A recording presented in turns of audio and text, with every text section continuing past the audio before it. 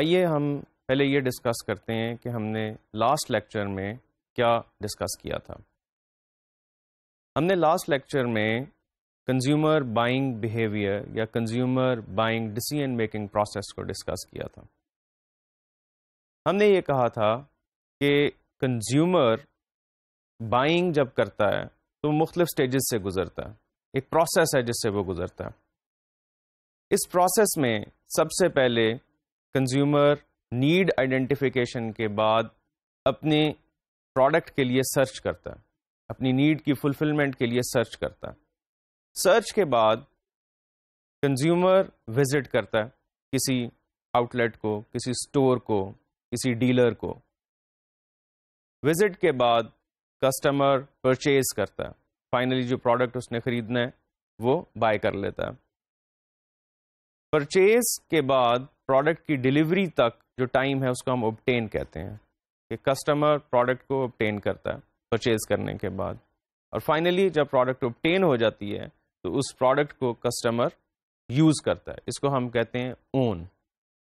یہ 5 سٹیجز ہیں جس سے کنزیومر پاس کرتا ہے پروڈکٹ بائی کرنے سے پہلے اور اس کے بعد جب وہ اس کو استعمال کرنا شروع کر دیتا ہے.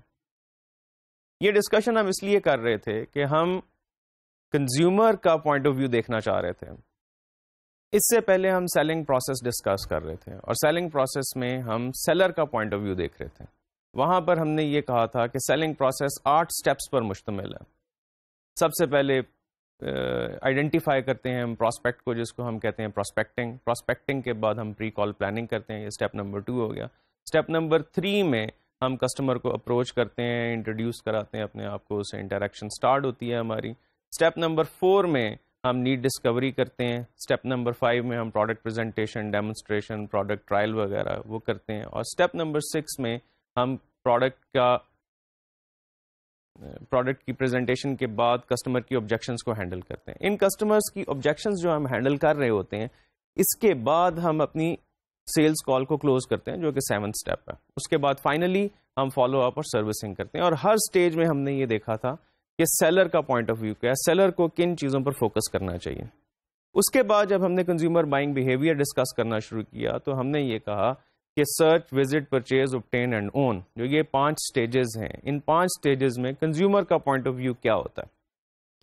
آئیے اس کو تھوڑا سا ہم ریپیٹ کر لیتے ہیں کہ ہر سٹیج میں کنزیومر کا پوائنٹ آف ویو کیا ہوتا ہے.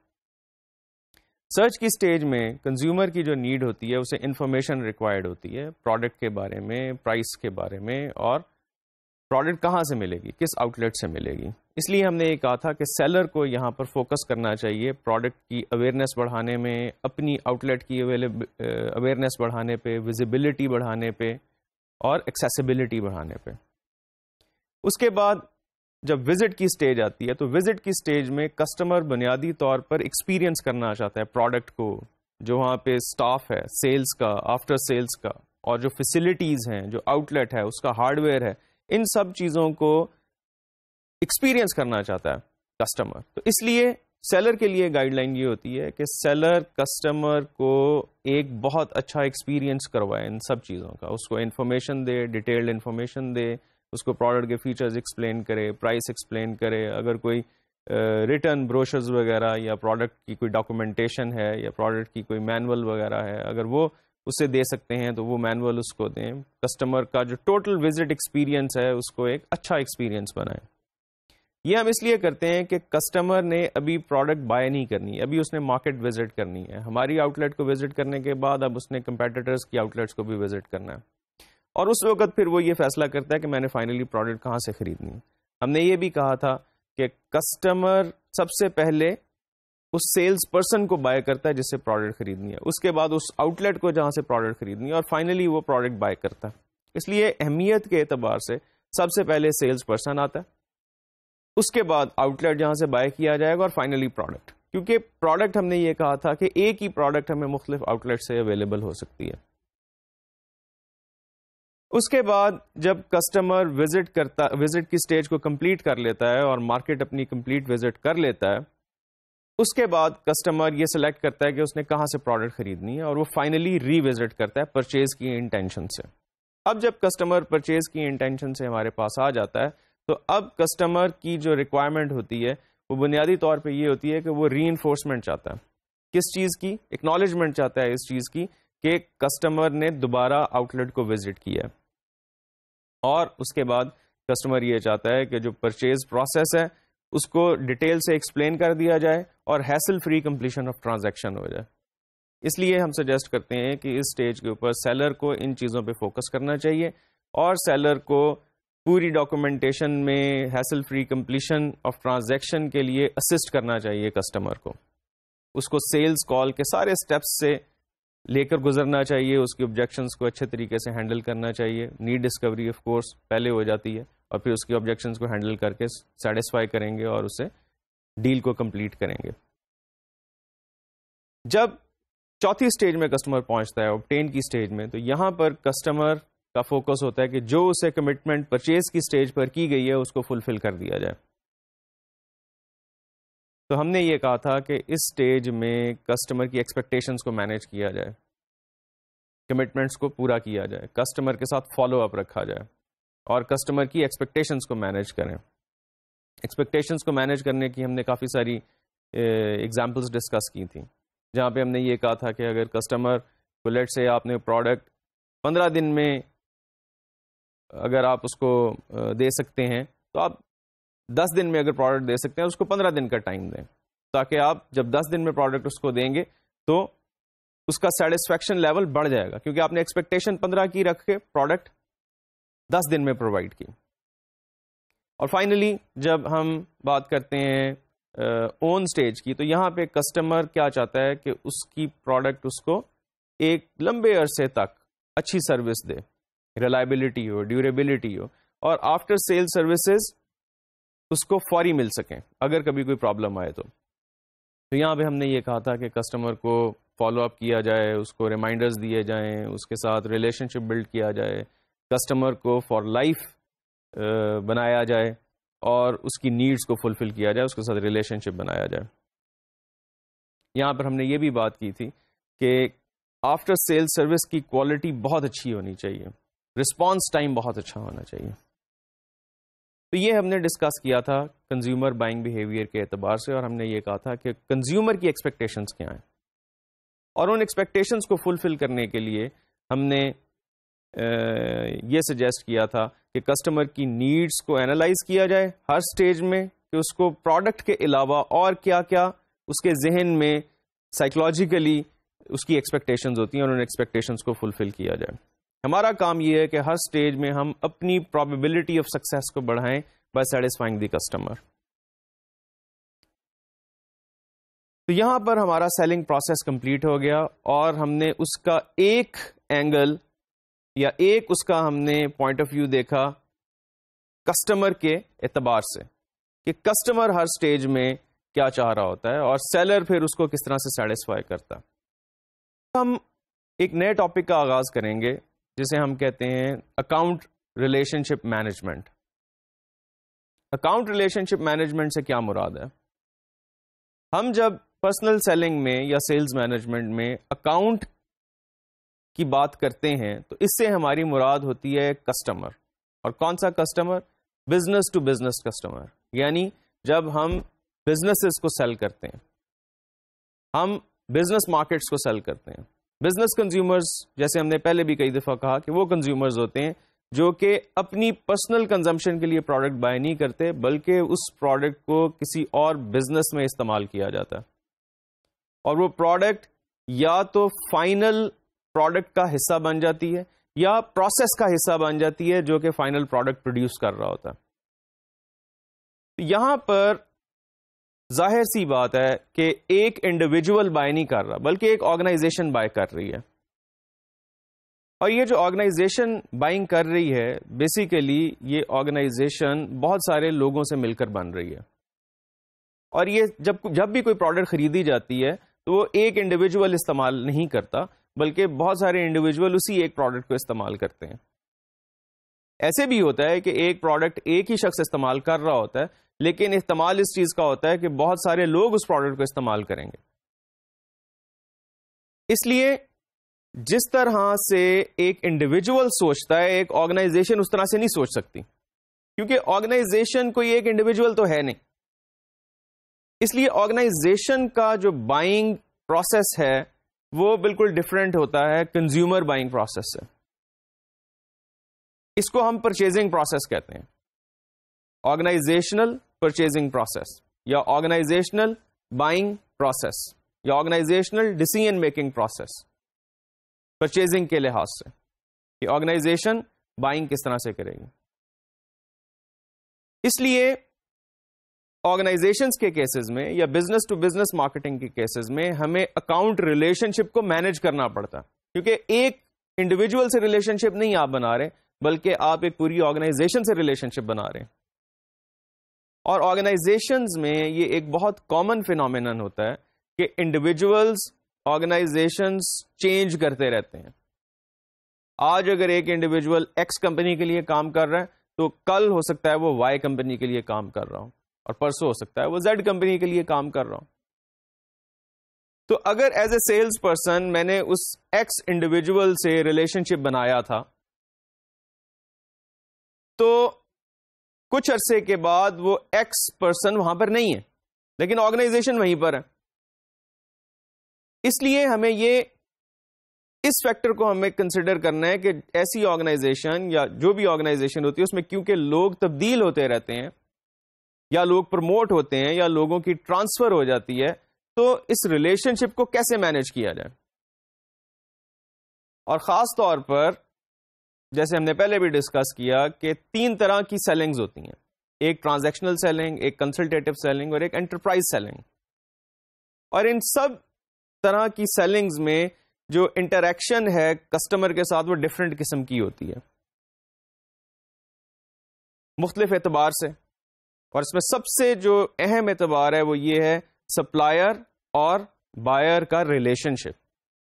جیسے ہم نے یہ کہا تھا کہ ٹرانزیکشنل سیلنگ میں یہ ریلیشن شپ بالکل لوور لیول پر ہوتا ہے. سیلز پرسن کی انٹریکشن بالکل پرچیز ڈپارٹمنٹ کے ساتھ ہوتی ہے, ایک انڈیویجول کے ساتھ. جبکہ کنسلٹیٹو سیلنگ میں اور انٹرپرائز سیلنگ میں ایک تو ویسے ہی ٹیم سیلنگ ہوتی ہے, صرف سیلز پرسن سیلز نہیں کر رہا ہوتا بلکہ سیلز پرسن کے ساتھ بہت سارے اور دوسرے لوگ بھی ہوتے ہیں جو ٹیکنیکل سے جن کا تعلق ہو سکتا ہے, جن کا تعلق پروڈکشن سے ہو سکتا ہے, جن کا تعلق آفٹر سیلز سے ہو سکتا ہے. یہ سب مل کے کسٹمر کی نیڈز کو بھی اسیس کرتے ہیں اور اس کے لیے سولوشن بھی ڈیوائز کرتے ہیں. اور سملرلی کنسلٹیٹو سیلنگ میں بھی کچھ اسی قسم کا معاملہ ہوتا ہے. تو آرگنائزیشن کی ایک ٹیم جو سیلر آرگنائزیشن ہے اور جو بائر آرگنائزیشن ہے اس کی ایک ٹیم, یہ 2 ٹیمز آپس میں انٹریکٹ کر رہی ہوتی ہیں. تو یہاں پر ریلیشن شپ اور بھی کمپلیکس ہو جاتا ہے کیونکہ یہ 1 to 1 ایک شخص کا دوسرے شخص سے ریلیشن شپ نہیں ہے بلکہ ایک آرگنائزیشن کا دوسری آرگنائزیشن سے ریلیشن شپ ہے, جہاں پر ایک آرگنائزیشن کو بھی کچھ لوگ ایک ٹیم میں ریپرزینٹ کر رہے ہیں اور جو بائنگ آرگنائزیشن ہے اس کے بھی کچھ لوگ ایک ٹیم میں اس آرگنائزیشن کو ریپرزینٹ کر رہے ہیں.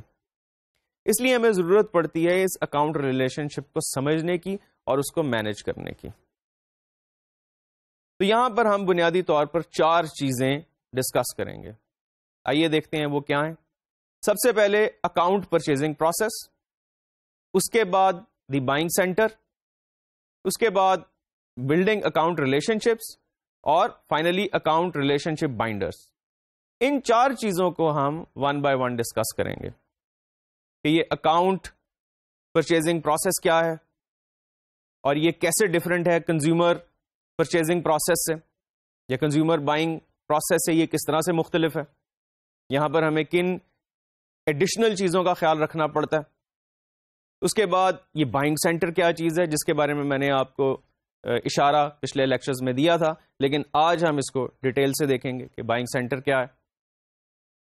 اس کے بعد بلڈنگ اکاؤنٹ ریلیشن شپ, اکاؤنٹ ریلیشن شپس کو بلڈ کس طرح سے کیا جائے.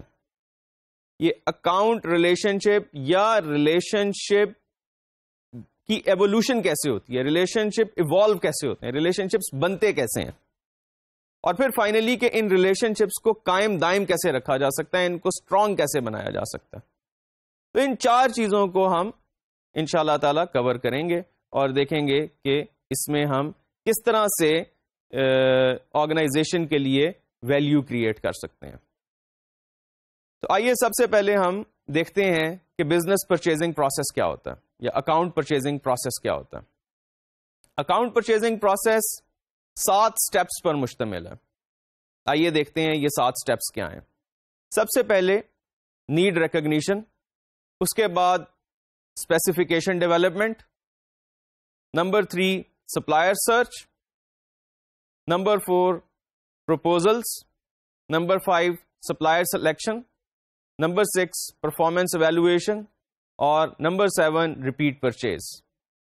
یہاں پر اس چیز کا خیال رہے کہ آرگنائزیشن بائنگ میں جن 7 سٹیپس کا ہم نے ذکر کیا ہے یہ ڈفرینٹ ہیں کنزیومر بائنگ سے. کیسے؟ اس کو ہم اب دیکھتے ہیں. نیڈ ریکگنیشن کی جب ہم بات کرتے ہیں تو یہاں پہ جو سب سے پہلا کانسیپٹ ہے سمجھنے کا وہ کانسیپٹ ہے ڈیرائیوڈ ڈیمانڈ کا. ڈیرائیوڈ ڈیمانڈ کا مطلب یہ ہے کہ بزنس آرگنائزیشنز کی ڈیمانڈ پروڈکٹس کے لیے ڈپینڈنٹ ہوتی ہے فائنل کنزیومر کی ڈیمانڈ پہ. یعنی کہ کتنی کوانٹٹی کسی بھی را مٹیریل کی خریدی جائے گی یا کتنی مشین انسٹال کی جائے گی، اس کی کیا کیپیسٹی ہوگی، یا کتنا اکوپمنٹ خریدا جائے گا، یہ ڈٹرمن کرے گی اینڈ کنزیومر کی کنزمپشن، کہ اینڈ کنزیومر کتنی کوانٹٹی میں ہم سے پروڈکٹ بائی کر رہا ہے، کتنی ہمیں پروڈیوس کرنے کی ضرورت ہے، کتنی ہماری کیپیسٹی ہونی چاہیے. تو جو اینڈ کنزیومر کی ڈیمانڈ ہے وہ ڈیرائیو کرتا ہے بزنس آرگنائزیشن کی ڈیمانڈ کو. اب یہ جو نیڈ ہوتی ہے کسی بھی آرگنائزیشن کی، یہ یا تو انٹرنلی آئیڈینٹیفائی کی جا سکتی ہے کہ انٹرنلی کوئی ڈپارٹمنٹ، کوئی انڈیویجول، کوئی ورکر کسی نیڈ کو آئیڈینٹیفائی کریں، جو کہ ایگزسٹنگ نیڈ بھی ہو سکتی ہے اور نئی نیڈ بھی ہو سکتی ہے. ایگزسٹنگ نیڈ کس طرح سے ہو سکتی ہے کہ آلریڈی آپ ایک پروڈکٹ یوز کر رہے ہیں، وہ ختم ہونے کو آ گئی ہے، اس کا بفر سٹاک یا اس کا جو ری آرڈر لیول ہے وہ اچیو ہو گیا، تو اب اس کو ری آرڈر کرنے کی ضرورت ہے، اس لیے نیڈ آئیڈینٹیفائی ہوگی. اگر کوئی اکوپمنٹ ہے وہ میل فنکشن کر جاتا ہے تو اس کے میل فنکشن ہونے کی وجہ سے نیڈ آئیڈینٹیفائی ہو جاتی ہے کہ اب کیونکہ یہ اکوپمنٹ میل فنکشن کر گیا اس لیے ہمیں نیا اکوپمنٹ چاہیے. نئی نیڈ کس طرح سے ہو سکتی ہے کہ ایک آرگنائزیشن کوئی نئی پروڈکٹ ڈیولپ کرنا چاہ رہی ہے، اس نئی پروڈکٹ کو ڈیولپ کرنے کے لیے نئی قسم کا پیکیجنگ مٹیریل ریکوائرڈ ہے یا نئی قسم کی مشینری ریکوائرڈ ہے، تو ہمیں اس لیے ضرورت پڑتی ہے کہ ہم وہ نئی مشینری یا وہ نیا پیکیجنگ مٹیریل پرچیز کریں. اس لیے نیڈ انٹرنلی آئیڈینٹیفائی ہو سکتی ہے اور نیڈ ایکسٹرنلی بھی آئیڈینٹیفائی ہو سکتی ہے، ایڈورٹیزمنٹ کے ذریعے یا پرسنل سیلنگ کے لیے جب کوئی سیلز پرسن کال کرتا ہے اور کسی نئی پروڈکٹ کو انٹروڈیوس کرواتا ہے جو کہ زیادہ بہتر طریقے سے آرگنائزیشن کا ایگزسٹنگ ٹاسک پرفارم کر سکتی ہے. کوئی ایسا اکوپمنٹ آپ لے کے آتے ہیں جو زیادہ ایفیشینٹ ہے. اس کی مثال ایسے لے لیجئے کہ ایک آرگنائزیشن ہے جس کے اندر فوٹو کاپینگ بہت زیادہ کی جاتی ہے، لیٹ سے اس کو روزانہ کے 2000 پیجز فوٹو کاپی کرنے ہیں، تو اس میں بہت زیادہ ٹائم لگتا ہے. ایگزسٹنگ مشین جو ہے وہ اس کام کو اگر 10 گھنٹوں میں کرتی ہے تو ایک ایسی مشین ہو سکتی ہے جو یہ کام 4 گھنٹوں میں کر دے، تو وہ زیادہ ایفیشینٹ مشین ہے. تو اس مشین کو سیل کیا جا سکتا ہے، کسٹمر کو کنونس کیا جا سکتا ہے کہ جناب یہ جو پروڈکٹ ہے یہ آپ کی نیڈ کو زیادہ ایفیشینٹ طریقے سے فلفل کر سکتی ہے، اس میں آپ کی ٹائم کی بچت ہے، اس میں آپ کی پیسے کی بچت ہے، اس میں کوالٹی زیادہ بہتر ہے. تو نیڈ جو ہے وہ انٹرنلی اور ایکسٹرنلی دونوں طریقوں سے آئیڈینٹیفائی ہو سکتی ہے. اب دیکھتے ہیں کہ اس میں فرق کیا ہے کنزیومر ورسز بزنس. کنزیومر میں ظاہر سی بات ہے کہ اگر کسی ایک انڈیویجول کو کسی پروڈکٹ کی ضرورت ہے اور اس کے پاس اس کو خریدنے کے لیے پیسے بھی ہیں تو وہ جا سکتا ہے اور اس کو جا کے خرید سکتا ہے. لیکن آرگنائزیشنز میں ایسے نہیں ہوتا. آرگنائزیشن میں اگر جس یوزر نے اس پروڈکٹ کو استعمال کرنا ہے وہ کنونس بھی ہو گیا ہے کہ جی ٹھیک ہے مجھے یہ پروڈکٹ ریکوائرڈ ہے، لیکن وہ اس کو خرید نہیں سکتا، اس کے لیے اس کو کسی اور سے اپروول لینا پڑے گا, اس کے پیسے کسی اور سے لینے پڑیں گے. اس لیے اس نے اپنے علاوہ باقی لوگوں کو بھی کنونس کرنا ہے جو کہ بائنگ ڈیسیژن میں انوالوڈ ہوں گے. ہم نے یہ کہا تھا کہ اس کانسیپٹ کو ہم بائنگ سینٹر کا کانسیپٹ کہتے ہیں, اور کوئی بھی پرچیز کرنے کے لیے ہم نے یہ کہا تھا کہ 3 چیزیں بہت ضروری ہیں. ایک ضرورت کا ہونا یعنی نیڈ کا ہونا, دوسرا بائنگ اتھارٹی کا ہونا یعنی کہ اپروول ہم دے سکیں, ہمارے پاس یہ اتھارٹی ہو کہ ہم یہ چیز بائی کر سکتے ہیں, اور تیسرا ایبلٹی ٹو پے, کہ اس کے لیے ہم پیمنٹ بھی کر سکتے ہیں. تو آرگنائزیشن میں یہ تینوں چیزیں مختلف جگہوں پر ہوتی ہیں. ایک جگہ پر بھی ہو سکتی ہیں, لیٹ سے اگر کمپنی کے مالک نے, اونر نے کوئی چیز خریدنی ہے تو اس کے پاس تینوں چیزیں موجود ہیں, یوز بھی ہے, اس کے پاس اتھارٹی بھی ہے, اور اس کے پاس پیسے بھی موجود ہیں یہ خریدنے کے لیے. لیکن اگر امپلائیز نے کوئی چیز خریدنی ہے تو اس کے لیے ضرورت اس بات کی ہے کہ اپروول لیا جائے, اور اس کے بعد پھر پیمنٹ کا ایک پروسیجر ہوگا, ایک سسٹم ہوگا. آرگنائزیشنز میں جو یہ بائنگ سینٹر کا کانسیپٹ ہے, اس کو ہم ابھی تھوڑی دیر میں ڈیٹیل سے دیکھیں گے, لیکن اس سے ہوتا یہ ہے کہ بائنگ یا سیلنگ کی نوعیت بالکل تبدیل ہو جاتی ہے. نیڈ آئیڈینٹیفائی ہو گئی, نیڈ ریکگنائز ہو گئی. اب اس کے لیے کیا کرنا پڑے گا, آپ کو ایک ریکویسٹ بنانی پڑے گی, اور اس ریکویسٹ کے لیے ہم یہ کہتے ہیں کہ آپ ایک فارم فل کریں گے جسے ہم کہتے ہیں نیڈ ڈسکرپشن فارم. ایک نیڈ ڈسکرپشن فارم بھرا جائے گا, اس میں بتایا جائے گا کہ کیا ضرورت ہے, اس ضرورت کو پورا کرنے کے لیے کیا اکوپمنٹ ریکوائرڈ ہوگا, یا کیا چیز اس کے لیے ہمیں خریدنی ہوگی جو ہماری اس نیڈ کو فلفل کر سکتی ہے, پھر اس کی کاسٹ کیا ہوگی, اور اس کے اوپر پھر ہمیں اپروول ملے گا, اور پھر اس اپروول کو لے کر ہم وہ پروڈکٹ بائی کر سکتے ہیں. اب یہ جو پروسیس ہے یہ 2 طریقوں سے کیا جاتا ہے. ایک سالانہ پلاننگ کی جاتی ہے, اینول پلاننگ, جس میں ہم بجٹنگ کرتے ہیں. جیسے آپ کو یاد ہوگا ہم نے سیلز بجٹنگ کے اوپر بھی بات کی تھی کہ سیلز کی تمام ایکٹیویٹیز کے اوپر کیا کاسٹ آئے گی, اس کی ہم پلاننگ سال میں پہلے کر لیتے ہیں. اسی طرح سے ہر ڈپارٹمنٹ آرگنائزیشن میں اپنی بجٹنگ کرتا ہے کہ وہ یہ فورسی کرتا ہے کہ اگلے سال میں کیا کیا چیزیں اس کو خریدنی ہوں گی, اور ان چیزوں کے اوپر کتنا ایکسپینس آئے گا, اور اس کا ایک بجٹ کریٹ کیا جاتا ہے. اور وہ بجٹ ایک ہی دفعہ آرگنائزیشن کے ہیڈ سے اپروو کروا لیا جاتا ہے. تو ڈفرینٹ ڈپارٹمنٹل ہیڈز, چاہے وہ مارکیٹنگ میں ہوں, چاہے وہ پروڈکشن میں ہوں, چاہے وہ انجینئرنگ میں ہوں, ریسرچ اینڈ ڈیولپمنٹ میں ہوں, اکاؤنٹس میں ہوں, ہیومن ریسورس میں ہوں, کہیں پر بھی ہوں, وہ اپنے ڈپارٹمنٹ کا بجٹ بنا لیتے ہیں, اور اس بجٹ کی ون ٹائم اپروول مل جاتی ہے کمپنی کے مالک سے, یا کمپنی کے اونر سے, یا بورڈ آف ڈائریکٹر سے اس کی اپروول مل جاتی ہے. اور اس کے بعد پورے سال میں ڈپارٹمنٹ کی پرچیزنگ کے لیے ڈپارٹمنٹ ہیڈ کا جو اپروول ہے وہ کافی ہوتا ہے.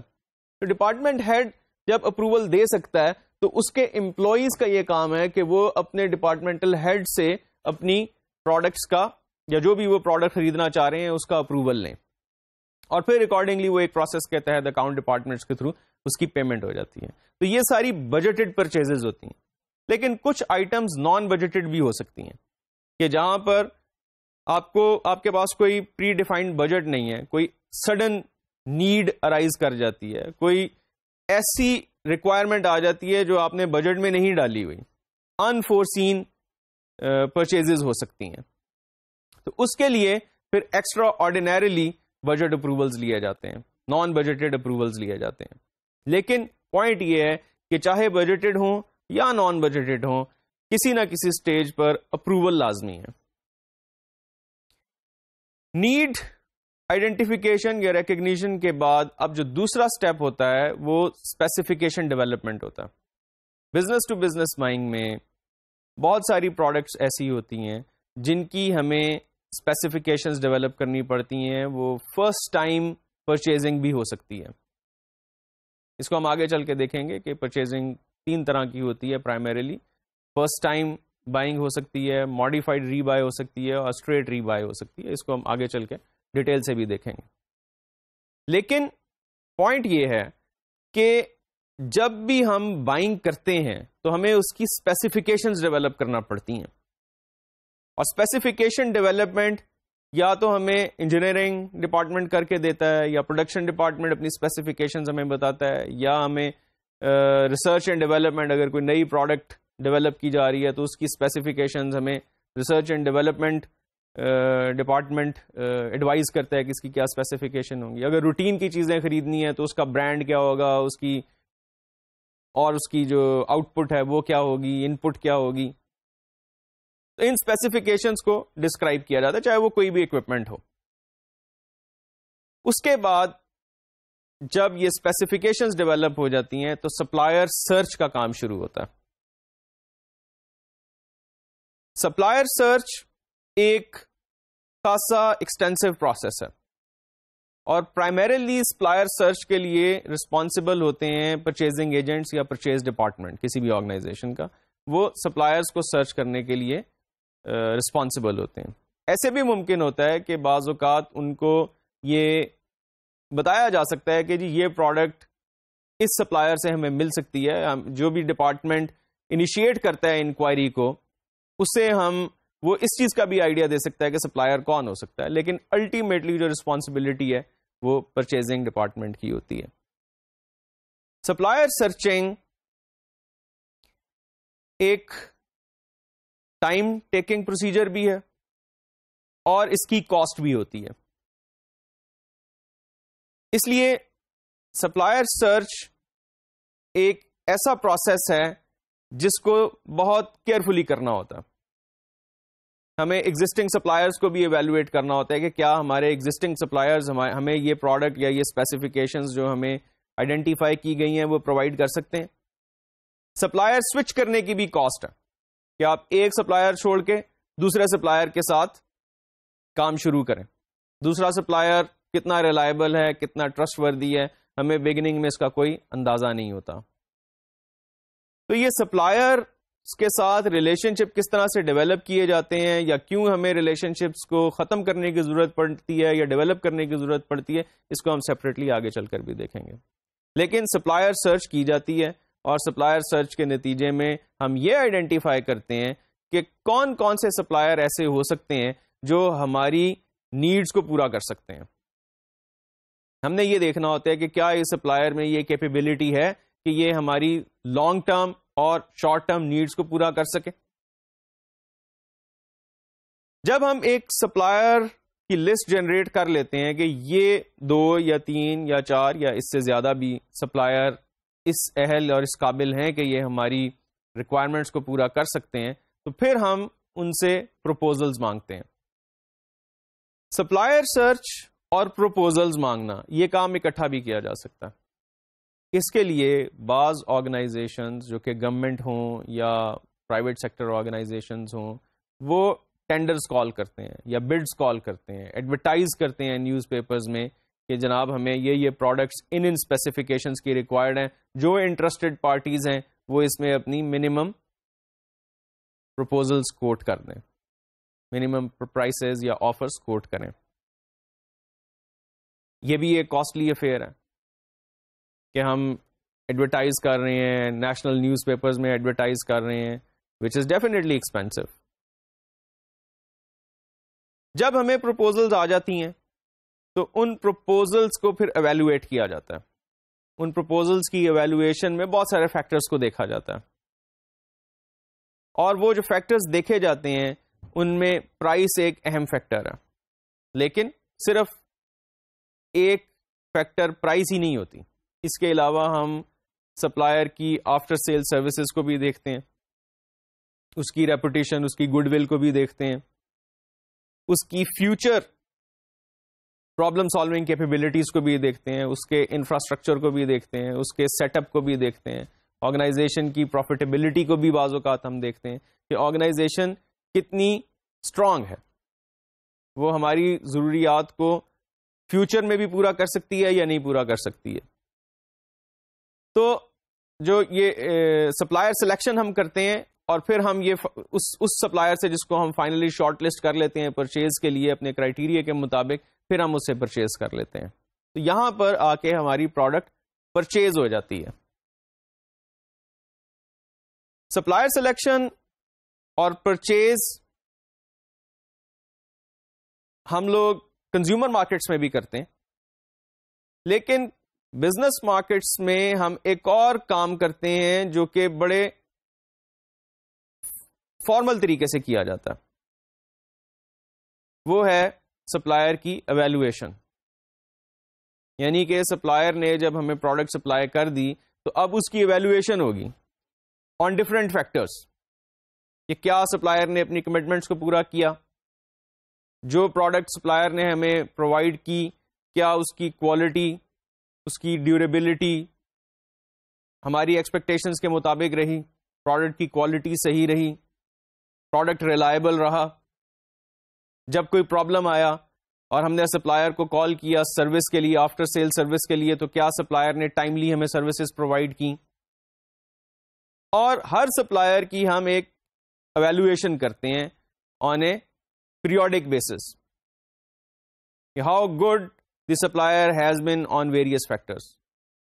مے be the quality of product, may be the quality of service, may be the value for منی.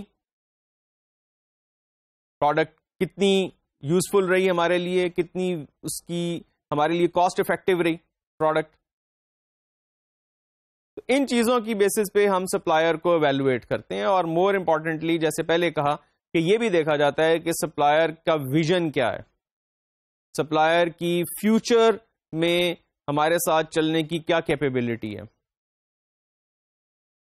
تو یہ ایک بڑی فارمل پرفارمنس ایویلویشن ہوتی ہے جو کہ کنزیومر کے کیسز میں نہیں ہوتی. کنزیومر کے کیسز میں ایک مینٹل ایویلویشن تو ضرور ہوتی ہے، لیکن ایک فارمل ڈاکومنٹڈ ایویلویشن نہیں ہوتی. اس ڈاکومنٹڈ ایویلویشن کے کیس میں ہم یہ دیکھ سکتے ہیں کہ کیا فیوچر میں ہم نے اس سپلائر کے ساتھ بزنس کرنا ہے یا نہیں کرنا ہے. جبکہ کنزیومر کے کیسز میں یہ فارمل ایویلویشن سرے سے نہیں ہوتی. ہاں، مینٹل ایویلویشن ضرور ہوتی ہے. ہم خود سے یہ طے کر سکتے ہیں کہ کیا ہم نے اس سپلائر سے دوبارہ بزنس کرنا ہے، اس سیلز پرسن سے دوبارہ بزنس کرنا ہے یا نہیں کرنا ہے.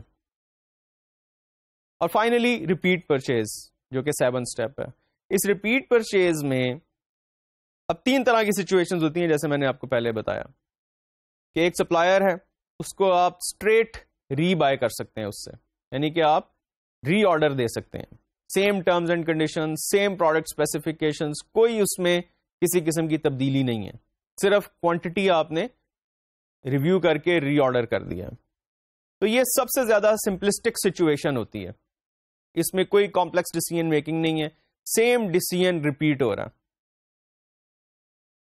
اس لیے یہ جو اسٹریٹ ری بائی ہوتا ہے، یہ یہاں پر ٹائم، ایفرٹ، انرجی، تمام چیزیں سب سے کم ہوتی ہیں، اور یہاں پہ جو انوالومنٹ ہوتی ہے دونوں آرگنائزیشنز کی وہ بہت کم ہوتی ہے. اس کے بعد جو دوسری طرح کی ریپیٹ پرچیز ہو سکتی ہے اسے ہم کہتے ہیں modified re by.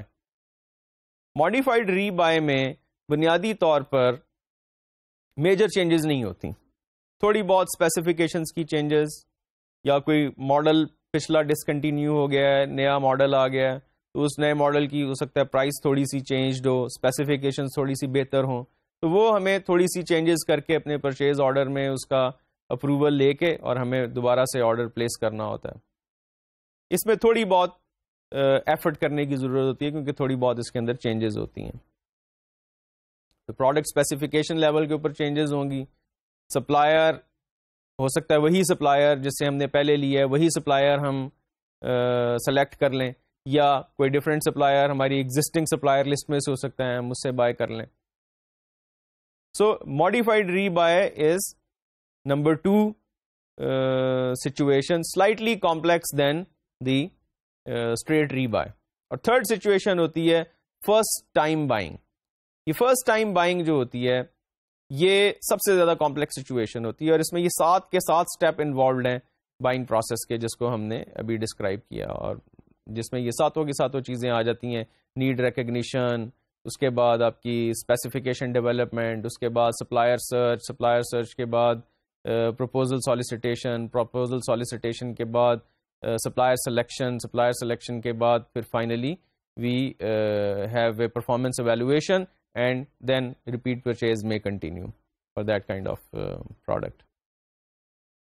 In 7 steps کو جو ہم نے ڈسکرائب کیے ہیں بزنس بائنگ پروسیس کے یا بزنس پرچیزنگ پروسیس کے، اس کو ہم ایک اور نظر سے بھی دیکھ سکتے ہیں. اس کو ہم کنڈینس کر سکتے ہیں 4 اسٹیپس میں.